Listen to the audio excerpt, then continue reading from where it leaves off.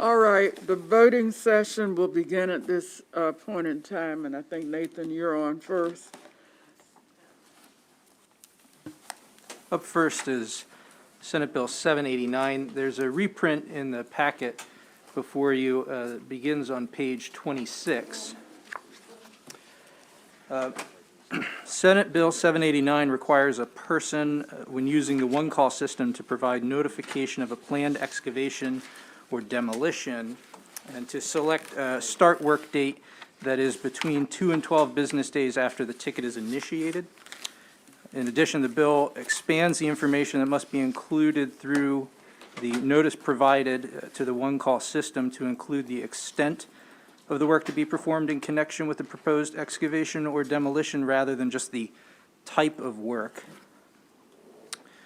Additionally, a ticket must include a response date and time for owner members or their contract locators that corresponds with the work date selected by the person who initiated the ticket. There's an amendment that's being offered by the sponsor of the bill that simply inserts the word "start" in a couple of instances. I believe the first of which is on page 27 of the packet.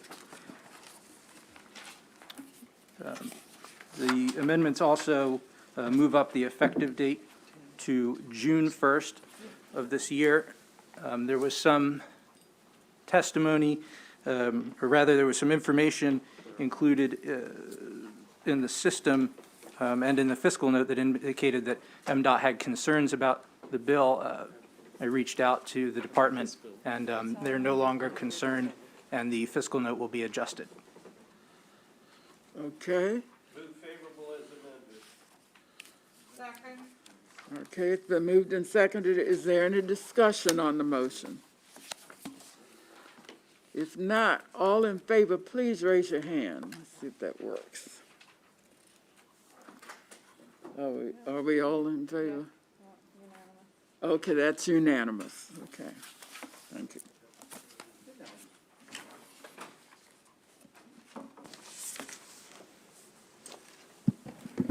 Okay, the next bill is Senate Bill 353, and on the reprint packet, the reprint is shown for this bill on page 16. This is the bill that requires a health insurance carrier to limit the amount an insured has to pay in co-payments or co-insurance for insulin to no more than $30 for a 30-day supply. And the amendment offered by Senator Lamb here is actually just more or less a technical amendment. There's current provision in law that limits co-pays and co-insurance to $150 a month for drugs prescribed to treat diabetes and some other conditions. And this just makes clear that that cap continues to apply for other types of drugs that provide treatment for diabetes, but that the specific limitation here relating to insulin is $30. Senator Reedy. Just a quick question. I'm all for it in the sense of I'd love to limit people's prices, and insulin's very, very, very important. I was looking through his testament. I can't remember from the hearing. Why $30? What's the stated reason for putting an exact amount in law? And would we need to then come back and change it as things change? So I don't know if there was testimony that explained specifically why $30. I think that's in range of the limit that other states have adopted. For example, like at the federal level, I think what's been proposed is 35. But I think that's probably in range of what some of these other states have done. Is that an attempt to limit profit because they shouldn't profit so much off this, or is it saying that it's so because it's saying the cost is in his testimony it talks about the cost tripling? I mean, the aim is to insulate consumers, these insureds from the high out-of-pocket costs. Well, I'm all for insulin. it, but there is some don't we base the A lot of people can't afford it. There's a high rate of people needing many other more expensive medical treatments and dying. because they can't afford. So I think it's not a bad idea with something that impacts such a large part of the population and that is life-altering or life-saving. I'm not going to vote no, but I do think we need to ask the question, if things cost something, and can we just artificially cap it, in law forever? So, I mean, I'm very sympathetic. I'm new here, so I was just asking the Okay. question. Senator Augustine, then Senator Bidle. Thank you, Madam Chair. I'm just real simple. I would like to be added as a sponsor on this, actually. Okay. And I would absolutely move favorable with that amendment of adding me as a sponsor. We also have a request from Senator Sidnor to be added as a sponsor. Okay, all right, we'll add those new sponsors. Yes, Senator I'd Bidle? like to be at it, but I have a couple questions. Okay, go ahead. So, Patrick, this only applies to policies that are in Maryland. It's not like if a company has an out-of-state home office and their policies say Pennsylvania, it won't apply. If you have a federal policy, it won't apply. How about Medicaid? Does it apply to Medicaid? No, so this applies to the fully insured products that are under the state's regulation, under the jurisdiction of the MIA. Which, if I remember right, is about 38% of the population. About a third. Yeah, thank you. Okay, if no more problems, are you ready for the question? All in favor, please raise your hand. All right. That seems to be unanimous. Thank you.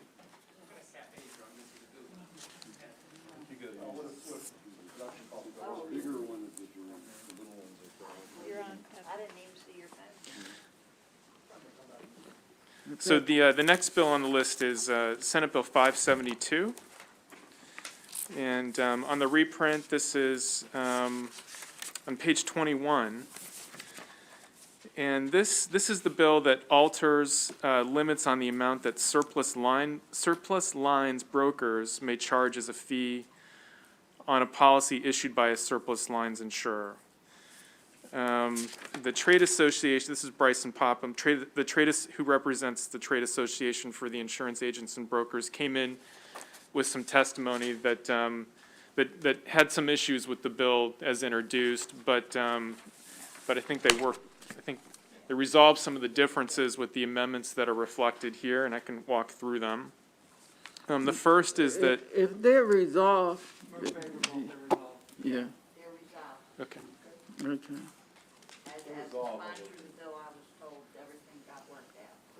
Okay. All right. Do we have a motion? Do we have a second? Yeah, Senator Klausmeyer. Senator Klausmeyer, the second. All in favor, please raise your hand. All right, that's unanimous. Okay, thank you.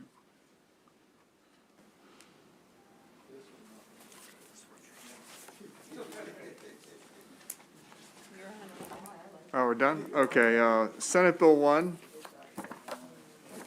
This is a bill that concerns the prevailing wage law and stop orders issued by the Commissioner of Labor and Industry. It's page 1 of the packet. There's amendments offered by Senator Bidle to the bill. I'll go through the reprint fairly quickly. The first thing the bill does is that it defines appeals board to mean the Maryland State Board of Contract Appeals. That comes up later in the bill's provisions relating to the stop work order. If you go to page 4 of 8, under current law, there's it calls for a commissioner to investigate when there's evidence or when there's a complaint comes or whatever or they discover that prevailing wages are not being paid on a prevailing wage job. The language here tweaks the existing language regarding the investigation by a commissioner. It moves things around and adds the word promptly. And so it tweaks that. Most of the changes following relate to those tweaking. Also, it requires the commissioner to visit a work site during normal working hours as the course of investigation. The real new language to the process here and the powers given to the commissioner regards the issuing of a stop work order. if, as part of the investigation that the commissioner is already authorized to conduct, determines that the contractor may have violated any provisions of the prevailing wage law. So all this new language relates to the issuance of the stop order. If after an investigation, the commissioner may issue a stop work order. If a stop work order is issued against the subcontractor, the prime contractor on the contract may terminate the contract with the subcontract without incurring any liability for damages. If you go further down on the page 5 of 8, you'll see that there are penalties for violation of the order. There's the duration of the stop work order is addressed. It may stay in effect until the contractor or subcontractor resolves the issue. There's provisions regarding how the commissioner may release the order at the bottom of the page. If you go to the next page, there's provisions regarding the appeal of the order, and this is where the State Board of Contract Appeals comes in, because if a contractor or subcontractor wants to appeal the order, they would have to go through, there's timeframes specified for the appeal, and they would have to appeal to the appeals board, and the decision of the appeals board would be the final order of the contractor. There were some amendments offered by Senator Beidle, and some of these amendments are from ABC. And they alter the decision of the Board of Contract Appeals, or what should that decision include, and say that a determination of whether there was a violation occurred, whether a stop order should be issued along with the conditions on which it was released, and a determination shall be the final order of the commission. And then finally, if you go to the last page, the penalties are altered. The civil penalties, in addition to any other penalties that can be assessed against a contractor or subcontractor. Under the bills introduced, civil penalties the commissioner may impose a civil fine of not less than $1,000. Here it limits it to no more than $1,000. So the civil penalties can be no more than $1,000 against a contractor or subcontractor for violating the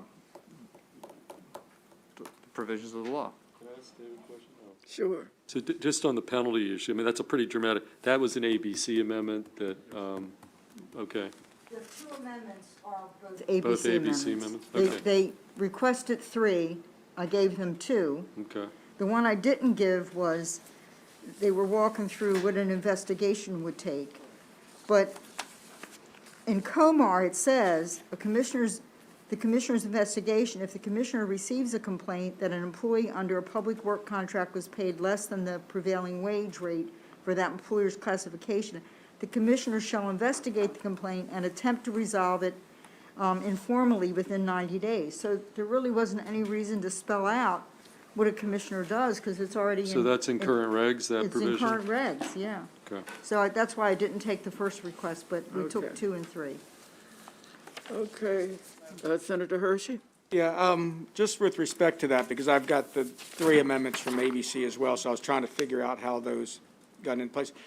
But did ABC then agree with your statement there that it wasn't necessary because it's already in Comar? Well, I sent an email to Sean and said, this is what we decided, and he said, well, we're still gonna try to pursue Amendment 1, but I haven't heard from him since. Okay, I got that today. I sent him the words out of the regulation. Right. You know, again, I think my concern is why is a stop work order an appropriate procedure to go forward with on what could be a massive job site and could end up putting many, many workers out of, you know, I won't say out of business, but just not having a location or a place to show up to work the next day. It seems like it penalizes so many other people. So I just don't understand why a stop work order is the appropriate procedure. Well, don't forget, if it's a subcontractor that caused the problem, the contractor can terminate the sub. So that's not gonna put a lot of people out of business. Don't forget, there's an informal investigation, and there's time to cure it, and if it's not cured. But let me read you one from November 5th of 2021, here in Maryland. This was a Maryland case that the Attorney General investigated. So on paper, this contractor was paying his people exactly what he had to pay based on prevailing wage, but then he was telling them all they had to pay him $200 a week in rebates as a condition of their employment. So that was a perfect example of when there should have been a stop work order, but instead it was investigated, it was finally resolved February 5th. But why a stop work order? I mean, why shut down a project because one contractor isn't performing correctly? That's But it's not stealing. immediate. Do you understand? It's after they're given an It's opportunity at to some point in cure it. time, you could have a project that could have 7 different trades on it, 250 people on it, and one person's not doing the right thing. So And you're tur- going to put a stop order and you say, nobody can show up to work today. No, that's not what it says. That's It what a stop says work order that's- is. But that's subcontractor. If he just terminates that subcontractor, he doesn't need a That's stop not work what order. a stop work order is. He doesn't need to do a stop work order if they work that Well, out. if it gets to the point where it can't be cured, or for some reason somebody's arguing with the commissioner and saying that that's not appropriate, and I haven't done that, the commissioner can put a stop work order on Yes. on the entire project. So not just the laborers that might go home, but the plumbers can't work the next day, the carpenters can't work the next day, the electricians can't work the next day. The whole job is shut down because a commissioner and a contractor can't get together on how someone's being paid? Well, don't Well, forget, it's these are not. large state contracts. They know what they're agreeing to. They're agreeing to pay prevailing wage. Then even more, I just don't understand why stop work order, why shutting down a project is the appropriate action to take. Senator Augustine? Thank you, Madam Chair. I think that, remember, if folks are paying people appropriately, there are no stop work orders, okay? We desperately need, from cases like the one that the Senator Bottle just mentioned, we need a way to chill folks from really cheating Stealing. people. And so that's the reason. Now, there's still discretion within this, as you know, Senator, there's still discretion. But they need the hammer. And this is the hammer, when folks are just acting so egregiously that let's hope that it chills from folks basically stealing from folks, which is what's going on. And that's the point, that's the reason for this, is to give them that additional power. There's still some protections that are in there as well, as Senator Bottle mentioned, in the regulations, so they got opportunity to cure all those things, but they need this hammer because this is happening. And I think that's the reason why we should support this bill. Okay, well, again, I don't know how many times it's happened. You mentioned one example. One I don't know time that this is too happens an awful lot. I just think that this procedure is above and beyond, to say that someone can just terminate a contract, it makes it sound so easy. Oh, I scratch out your contract. That's not how construction contracts work. And I don't know if this is allowed to go and supersede, for instance, an AIA contract that a contractor and a subcontractor might have together, just to terminate it. I mean, there's all kinds of questions of, wait a minute, I provided this amount of material already, how is all of those If you're things? stealing though, Madam Chair, then there's other penalties for stealing. And I think that, I'm not saying, and I said during the bill testimony as well, too, I'm not advocating that somebody should underpay somebody. I don't like prevailing wage to begin with, but I'm certainly not saying that people should be skirting the process of that. I'm just saying that I don't understand why or where it came from, that a stop work order is the appropriate procedure to handle this. We have commissioners in place. We have all kinds of other things. We can, escalate a fine or do something, but just to shut down when a you project. when you catch them with their hand in the cookie jar doing Well- wrong, it'll probably cause them to recorrect. Sure, we could cut their hand off too. That's what I'm saying. This just seems above Okay. and beyond it. We all have our take on it. Senator Reedy? I have maybe a separate question about the stop work order.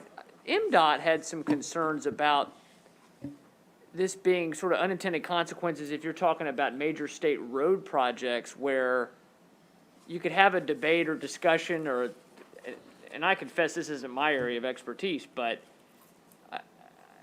where you're having this talk between the commissioner and the contractor, and now there's going to be a stop work order, and you've got a major, I don't know, you're redoing the Bay Bridge, or you're resurfacing a major highway or something. I think I'm just echoing my friend's comments from the Okay. Eastern Shore that it just seems like you're basically setting it up for there to be a hammer when maybe a more precise kind of, bigger fines or something like that. Happening. According to the 2016, which was the last study that was done, 600,000 Marylanders were victims of wage theft. some $900,000 in stolen wages. Is that where we want our state money to go? No, but I do have a question. Okay. I do have a question. When they say wage theft, it sounds to me like sometimes it is definitely wage theft, but other times there's a dispute where they should have been paid one rate, but they think it's a That's different, true. they think they're doing a different job. Right? And so we're calling it, that study might be calling it wage theft. I'm doubting all of those were adjudicated. That's, somebody called it wage theft. Maybe I'm wrong. I just think I think what happens more often is they hire these 1099 workers, and they don't pay the unemployment, and they don't pay the workman's comp, and they don't pay the state taxes. That's wage theft too, and that happens frequently. And I know that from being in insurance. but would this help with that? Or? It's wage theft if they're on a Right, prevailing it's wage wage theft. contract. But Yep. that's something you need to prove, though, and this is even saying, even if it's been referred to the Attorney General for investigation, that you can still go ahead with a stop work order. The commissioner Okay. has already had his time. All right, let's go to Senator Augustine, and I'd Yep. like us to vote. Thank Okay, you. Senator. Yeah, no, I appreciate that. Yeah, okay. There is in the reg, Senator, an opportunity for the folks to cure. I mean, it's already there. It's what Senator Bidle had already mentioned. And as I mentioned earlier, this is a hammer with the hopes that it will chill some of these folks who are bad actors. That's what it's trying to do. We can disagree in here, I understand that, I do. I'm, we've debated, we've done a good debate on it. I definitely would move favorable on it as amended, as Senator Bidle has amended it. Senator Hershey. Yeah, Madam Chair, I was just going to say, I appreciate the sponsors' efforts to include ABC's amendments. I just don't, again, I think she said one, and she did accept 2 and 3, not 1 because she thought it was in Comar. I've been trying to find out from ABC representatives if that's accurate, that Comar does handle this as well, and I just haven't been able to get that answer.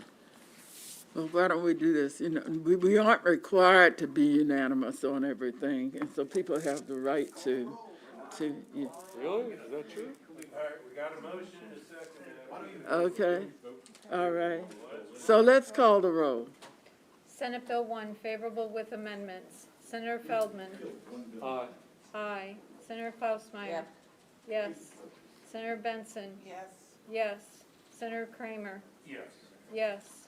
Senator Reedy? No. No. Senator Augustine? Yes. Yes. Senator Bidle? Yes. Yes. Senator Hershey? No. Senator Jennings? Pass. Madam Chair? Yes. Senator Jennings? No. No. Okay. All right, let's move on. Next bill on your list is Senate Bill 3. That begins on page 9 in the packet you have. I'll let you get to there. Just by way of some background here, last year legislation was enacted that required licensed behavioral health programs to implement safety plans. There were various options you could substitute instead of a safety plan, including community relations plans were also accepted. The same requirement was for any facility licensed under Title 19, which include nursing home, hospitals. Again, a variety of substitutes could be put in for safety plans under those for those facilities to meet the requirement of alternatives to meet the requirement of a safety plan. This bill in front of you brings in additional facilities that fall under the Maryland Department of Health. It adds DDA residential centers, group homes to the same standards. It modifies the requirement for behavioral health programs to require a revised plan. And it also adds juvenile services, juvenile care facilities, and detention facilities to the same requirement regarding to have a safety plan on hand. There are some amendments offered. And most of these amendments bring in the same requirements that apply to behavioral health, such as you can satisfy with this requirement with some other alternative in the underlying language. This applies to DDA state residential centers. If you go to next page, there's, again, you can establish an emergency plan, can also substitute for a group home. So you can have, if you have an emergency plan, you can also substitute that for a safety plan. And then for behavioral health programs, which is already in the law, it also requires that these programs be updated and that they're also comply with fire protection standards. These are all amendments that were offered by the sponsor, and Health and Government Operations is also working on the same amendments. And if you keep going further into the bill, again, it adds various alternatives for safety plans for the various juvenile services facilities that are also brought in, and makes all the language consistent regarding safety plans for all these facilities that are in the Health Department and in the Department of Juvenile Services. Move favorable on the bill as amended. Second. Okay, any discussion on the motion, Senator Hershey? One quick question. David, you mentioned something about the private group homes. They had requested amendment. Was that addressed? Yes, that's in here. The amendments from the group homes are in here, yes. Okay, thank you. Okay, if you're ready for the question, all in favor, let's raise our hands. Okay, that looks unanimous. Thank you. Okay.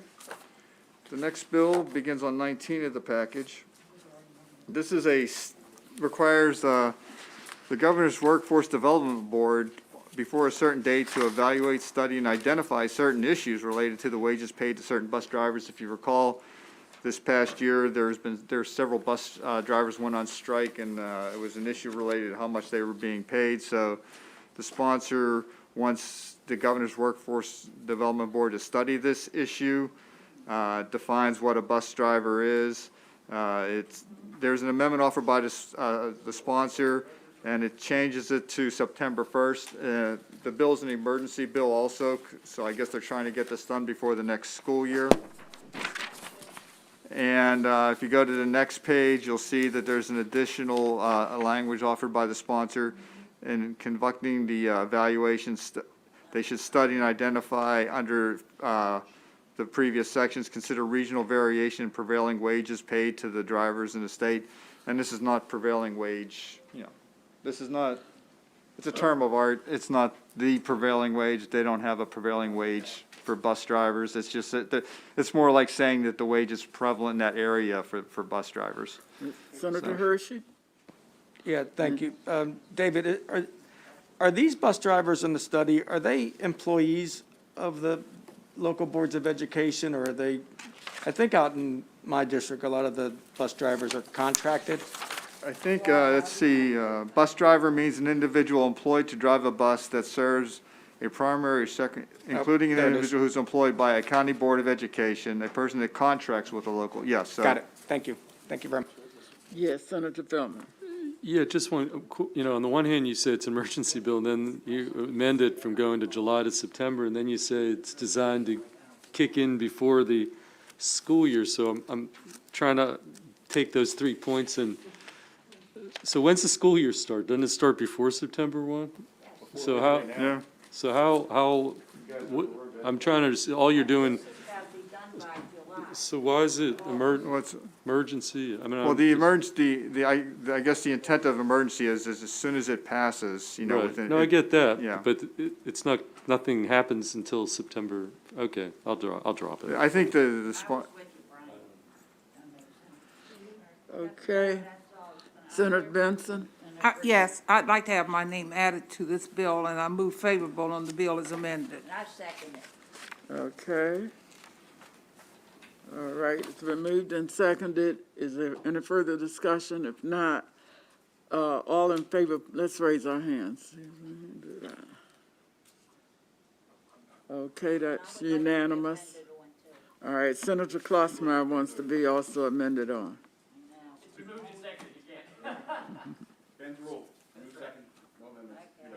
Okay. Okay. Okay, and the last bill on your list is Senate Bill 600. It was held last week.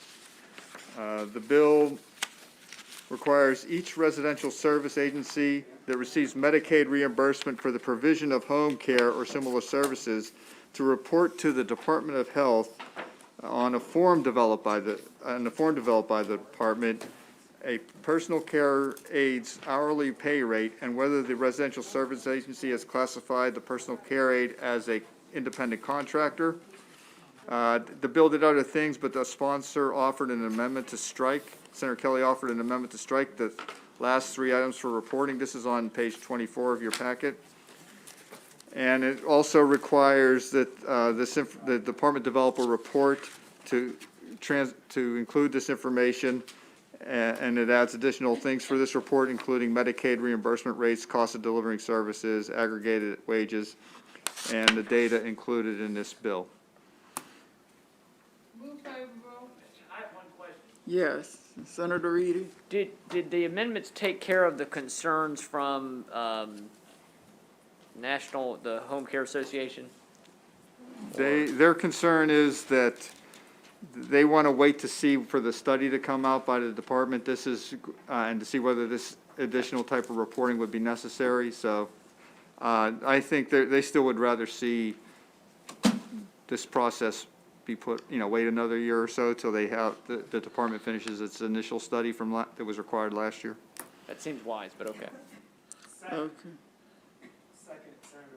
Okay, it's been moved and seconded. Let's see if we can do it by hand raise. Okay, so it's, all right, we'll need to call the roll then. Okay.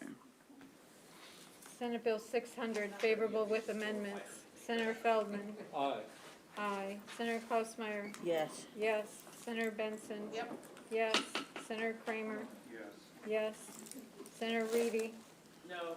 No. Senator Augustine? Yes. Yes. Senator Vital? Yes. Yes. Senator Hershey? No. Senator Jennings? No. No. Madam Chair, Yes. bill passes. Okay, thank you. That's it? We have two withdrawn. Two withdrawn. All right, so we got to vote on those, don't we? Do we Yeah, have to do motion it? second. Oh, Jennings? Second. All in favor of the withdrawals, to allow people to withdraw, say aye. Aye. Okay, that's unanimous. Okay, that's it. Okay,